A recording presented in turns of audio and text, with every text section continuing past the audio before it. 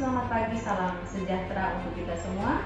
Saya Rini Herawati SHMH, peserta Diklat Kepemimpinan Administrator Angkatan 3 tahun 2024. Di sini saya akan mengangkat sosok Bapak Erick Thohir sebagai role model pemimpin kinerja dengan judul Berubah untuk Meningkatkan Kinerja. Erick Thohir sebagai role model dalam kepemimpinan yang berfokus pada perubahan kinerja. Erick Thohir merupakan sosok pemimpin yang dikenal mampu membawa perubahan signifikan di berbagai sektor. Kepemimpinannya sering dijadikan role model dalam berbagai aspek, terutama dalam hal perubahan kinerja. Erick Thohir telah menunjukkan keahlian dalam kepemimpinan transformasional, jejaring kinerja, komunikasi organisasi, dan manajemen perubahan. Berikut adalah pembahasan terkait substansi ini. Yang pertama, kepemimpinan transformasional, menciptakan visi dan misi yang kuat. Erick Thohir memimpin dengan visi yang jelas dan menginspirasi, yang mendorong orang-orang di sekitarnya untuk berkontribusi maksimal.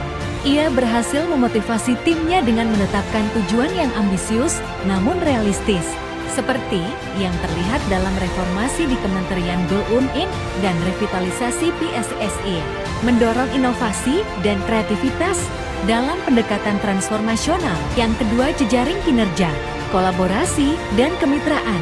Erick Thohir aktif membangun jejaring kinerja dengan berbagai pihak, baik di dalam negeri maupun internasional. Misalnya, dalam konteks BUMN, dia memperkuat kemitraan strategis dengan perusahaan global untuk meningkatkan daya saing BUMN di pasar internasional.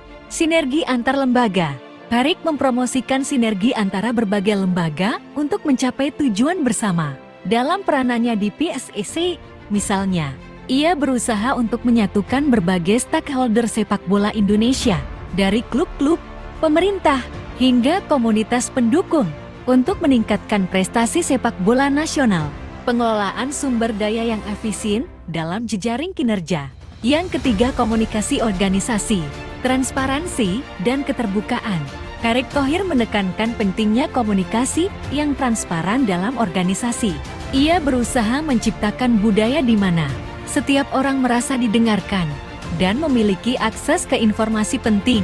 Ini terlihat dalam pendekatannya sebagai Menteri BUMN, di mana dia sering menyampaikan perkembangan dan tantangan yang dihadapi kepada publik dan internal organisasi.